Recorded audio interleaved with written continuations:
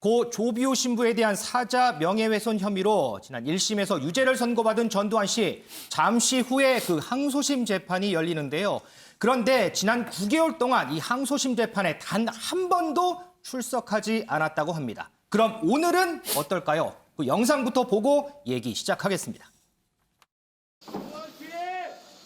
외국민 사과하고 가세요. 전두환 씨, 피해자한테 사과하실 말씀 없으십니까? 발포 명령 아직도 부인하는 입장 동일하십니까? 한마디만 해주시고 가십시오.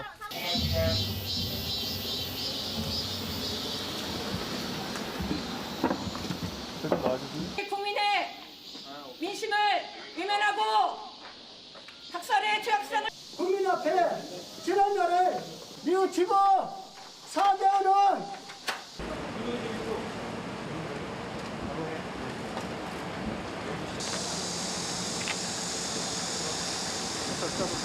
발포 명령 부인하십니까?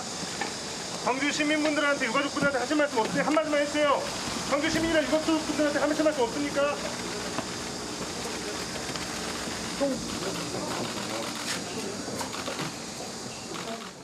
김은미 기자, 네. 키워드가 9개월 만에 외출이에요. 지난 9개월 동안 항소심 재판에 단 한 번도 출석하지 않았는데 지금 영상을 보니까 오늘은 출석했단 말이죠. 네. 오늘 출석한 이유, 특별한 이유가 있을까요? 네, 사실 그동안 이 전두환 씨가 불출석을 했었던 이유, 고령 그리고 건강상의 문제를 들었었습니다. 그렇죠. 하지만 이 항소심 재판부, 1심 재판부와 다르게 이 더는 불출석을 용인하지 않겠다는 입장을 전해왔는데요. 이 재판부가 뭐라고 했냐면 피고인 없이 재판할 수 있지만 불이익이 있을 수 있습니다라고 얘기를 했다는 겁니다. 아, 불이익이요? 네, 그러니까 일종의 경고라고 볼 수도 있을 텐데 이 때문에 전두환 씨 측 증거랑 증인 신청을 충분히 받아들일 수 없다는 취지로 재판부가 얘기를 했기 때문에 부득이하게 출석할 수밖에 없었다라고 이 설명을 했습니다.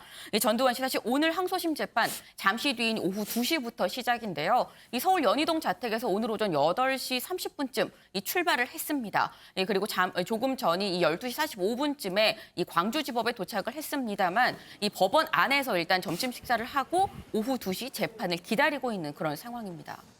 꽤 이제 시일이 좀 지나긴 했지만 지난번에 이제 광주법원 출석했을 때는 막 이렇게 호통도 치고 이런 모습이었거든요. 그런데 조금 전에 영상을 보니까 그런 모습은 오늘은 안 보이는 것 같아요. 네, 일단 뭐 결론부터 말씀을 드리면 오늘은 그런 소란스러운 상황은 발생하지 않았습니다. 사실 전두환 씨 이제 오늘이 항소심이죠. 1심도 광주지법에서 이 단독재판부에서 재판을 받았었는데 이 지금까지 1심, 2심 다 합쳐서 오늘 출석까지 합해서 4번째 출석입니다. 네. 근데 항상 출석을 할 때마다 이런 소란스러운 일이 발생을 하곤 했었거든요. 그러니까 왜냐하면 전두환 씨가 출석을 한다고 하면 광주지법 앞에 이 전두환 씨를 이제 비판하기 위한 규탄하는 이런 시민단체 그리고 5.18 단체들이 많이 모이게 됩니다. 항상 시끄러웠잖아요. 그렇습니다. 그러다 보니까 지금 보시는 것처럼 이 전두환 씨가 타고 온 차, 지난번에 왔을 때는 전두환 씨가 타고 온 차에 저렇게 지금 계란 그리고 밀가루를 던지는 이런 일도 발생을 했는데요. 네. 그렇기 때문에 전두환 씨 집에 갈 때는 저 차를 타지 못하고 다른 이 카니발 차량을 타고 귀가를 하는 일도 있었습니다. 근데 전두환 씨가 항상 출석을 할 때마다 이런 어떤 소란스러운 일이 발생을 하다 보니까 이번에는 경찰에서도 만반의 준비를 좀 한 모습입니다. 예, 지금 보시는 모습이 지금 광주지법 앞의 모습인데 이제 광주지법 앞에 이 도로를 양옆을 쭉 경찰차가 차벽을 이루고 있는 모습이죠. 아예 그냥 차단을 해버렸군요. 네, 맞습니다. 굉장히 긴 도로인데 이 도로를 따라서 정말 끝도 없이 지금 차벽이 막고 있는 그런 모습입니다.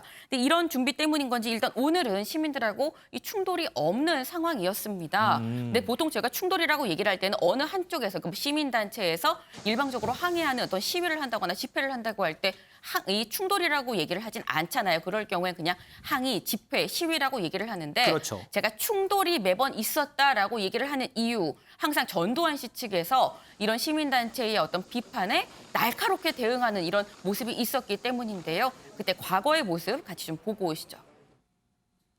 시민들에게 하실 말씀 없으십니까? 오늘 어떤 마음으로 오셨어요? 좀 나오세요. 혐의를 인정하십니까? 발포 명령 부인합니까? 광주 시민들한테 사과할 생각 없으세요? 사과할 생각 없으십니까? 전두환! 이순자! 대국민 사과하라 이놈들아! 전두환 나와! 전두환 나와!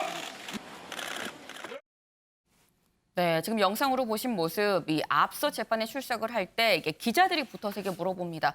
발포 명령 한 게 맞습니까? 뭐 반성합니까? 물어볼 때 왜 이래? 라면서 그냥 지나가기도 하고요. 네. 이 집 앞에서 이 다른 이른바 뭐 1인 유튜버들 항의하는 시민들이 뭐라고 얘기를 하니까 거기에 대해서 말 조심해! 라면서 버럭 호통치는 모습도 있었습니다. 하지만 오늘은 전두환 씨 들어가는 길에 기자들이 법원에 붙어서 물어봤죠. 이 발포 명령을 부인하는 겁니까? 사죄할 생각 없습니까? 라고 여러 가지 질문을 던졌습니다만 묵묵부답으로 들어갔습니다.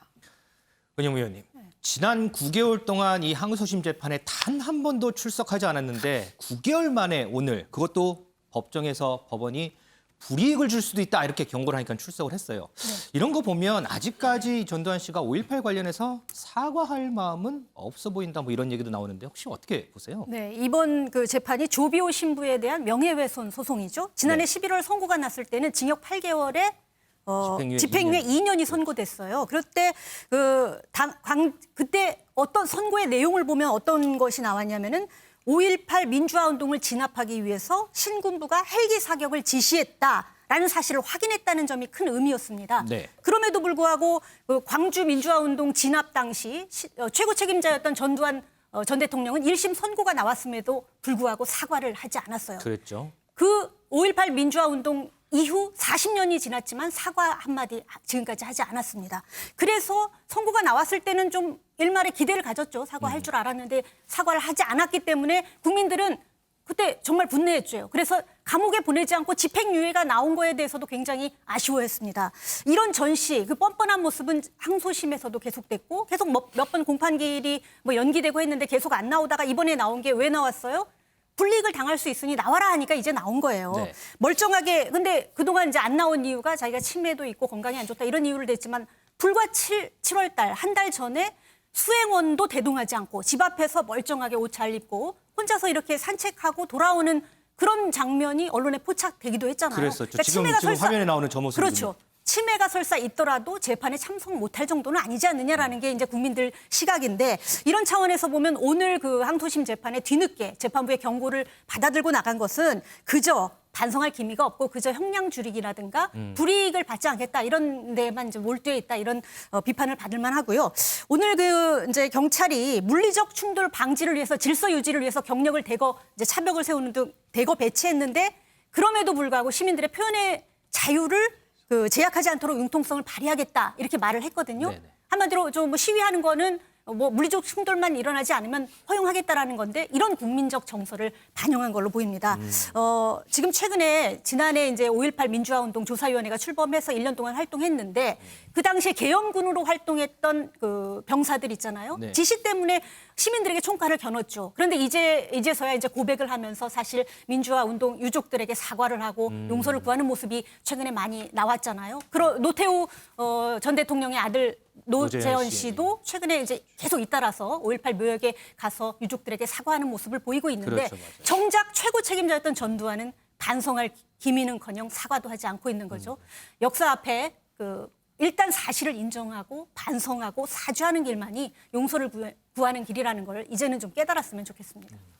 알겠습니다.